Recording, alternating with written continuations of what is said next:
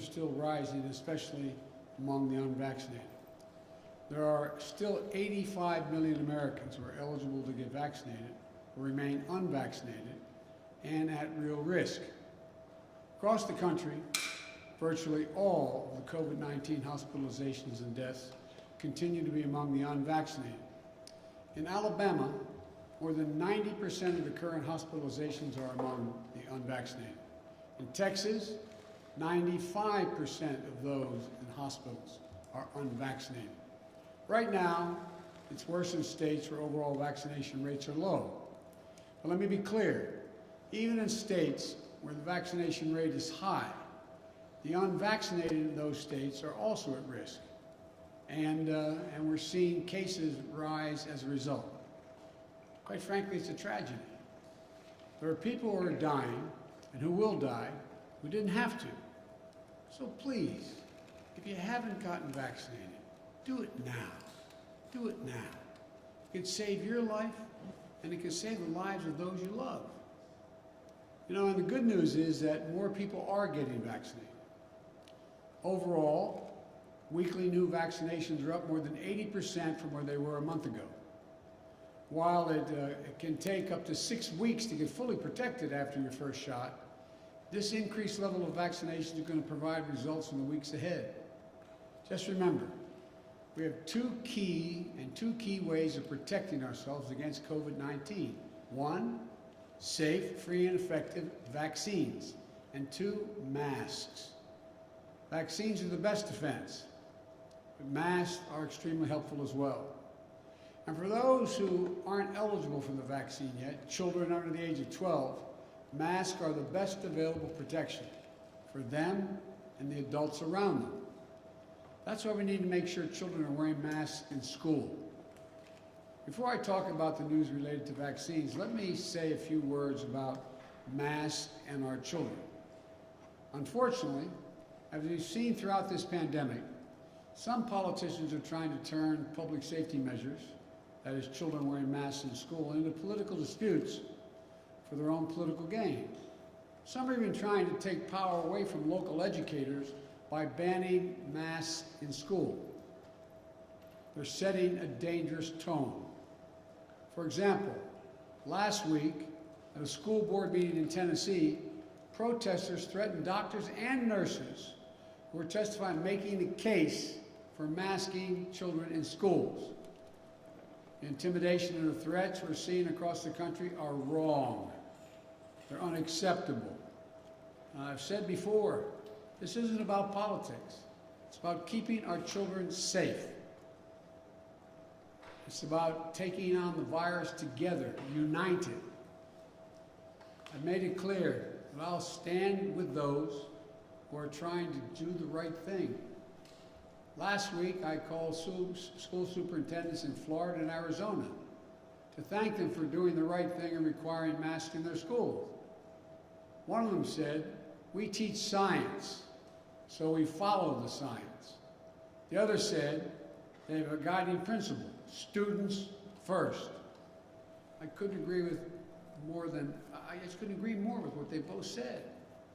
And that's why today I'm directing the Secretary of Education, an educator himself, to take additional steps to protect our children.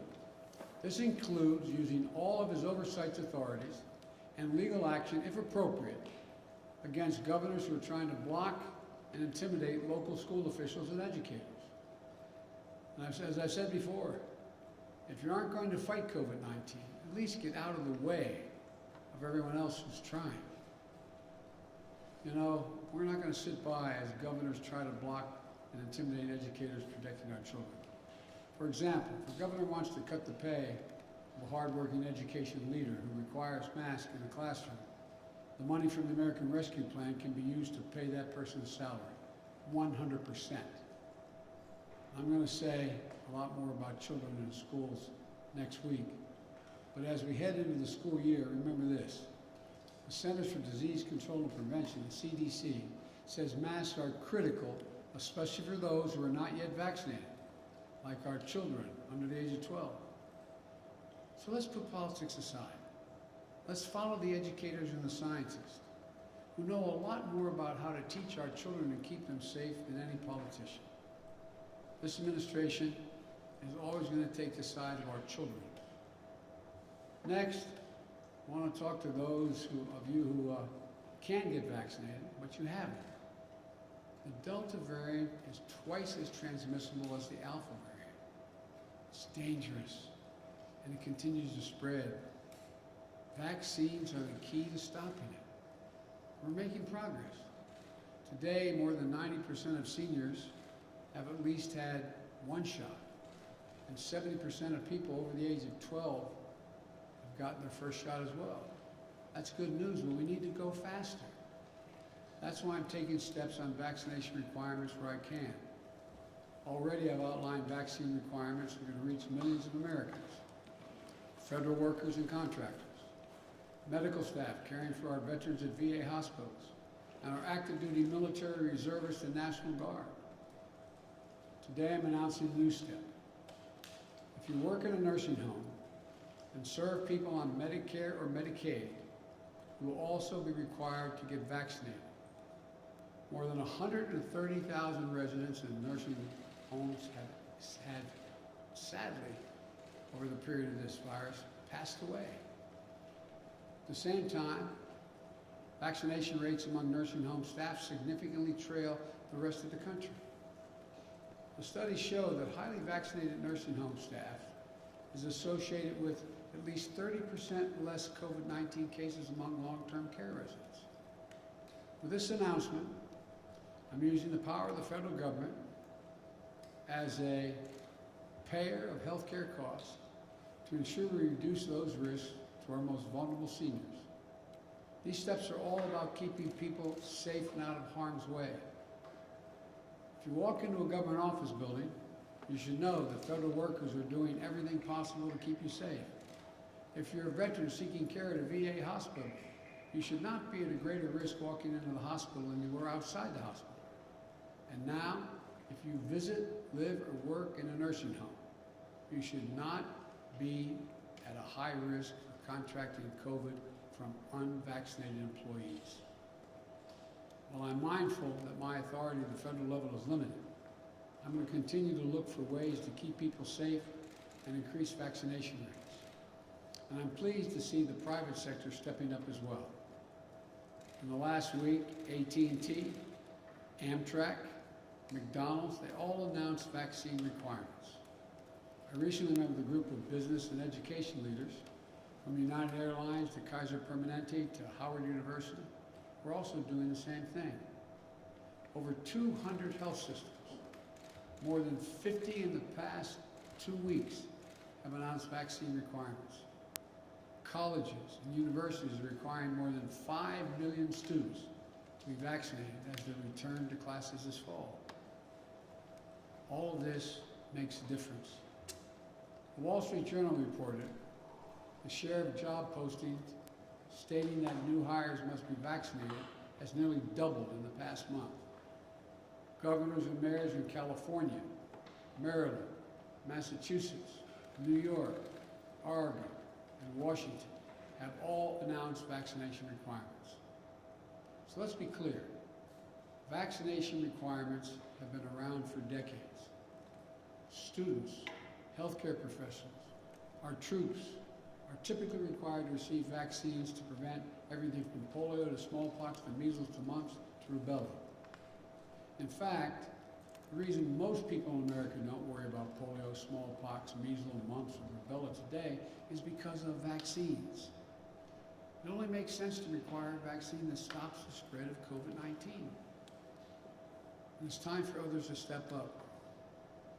Employers have more power today to end this pandemic than they have ever had before. My message is simple.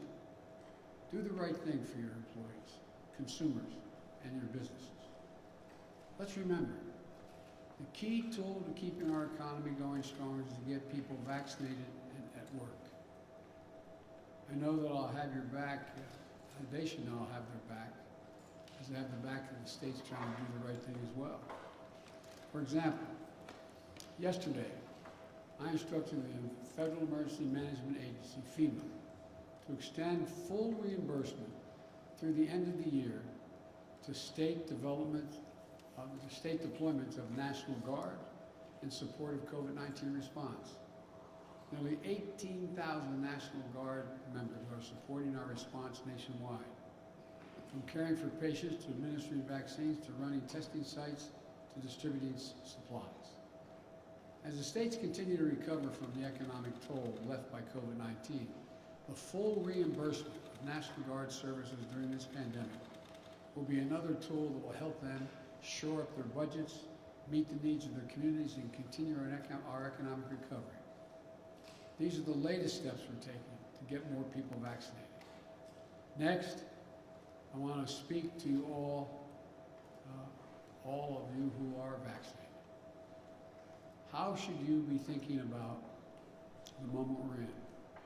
First, know that you're highly protected against severe illness and death from COVID-19. Only a small fraction of people going to the hospital today are those who have been vaccinated. And we have a responsibility to give the maximum amount of protection, all of you the maximum. Earlier today, our medical experts announced a plan for booster shots to every fully vaccinated American, adult American. You know, this will boost your immune response. It will increase your protection from COVID-19. And it's the best way to protect ourselves from new variants that could arise. The plan is for every adult to get a booster shot 8 months after you got your second shot. Pending approval from the Food and Drug Administration, the CDC's Committee of Outside Experts will be ready to start this booster program during the week of September 20, in which time anyone vaccinated on or before January 20 will be eligible to get a booster shot.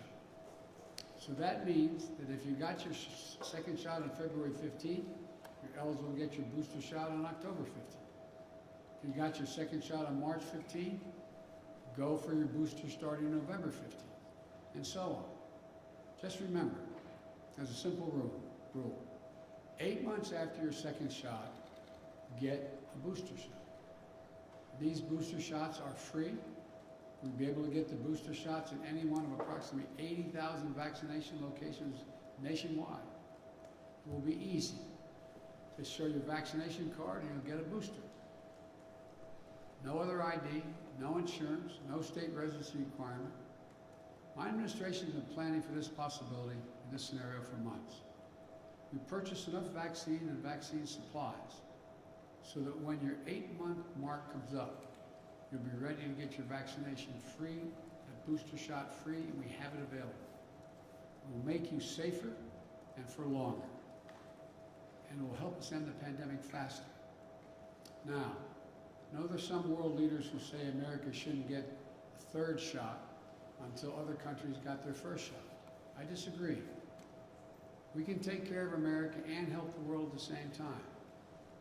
In June and July, America administered 50 million shots here in the United States, and we donated 100 million shots to other countries. That means that America has donated more vaccine to other countries than every other country in the world combined. During the coming months, fall and early winter, we expect to give out about 100,000 boosters, and the United States will donate more than 200 million additional doses to other countries. This will keep us on our way to meeting our pledge to more than 600 million vaccine donations, over $500 million. As I said before, we're going to be the arsenal of vaccines to beat this pandemic as we were the arsenal of democracy to win World War II. So let me conclude with this. The threat of the Delta virus remains real, but we are prepared. We have the tools. We can do this. To all those of you who are unvaccinated, please get vaccinated for yourself and for your loved ones, your neighborhood, for your community. And to the rest of America, this is no time to let our guard down. We just need to finish the job with science, with facts, and with confidence. And together, as the United States of America, we'll get this done. God bless you all, and may God protect our troops. Thank you. The evacuations are not finished, by all means.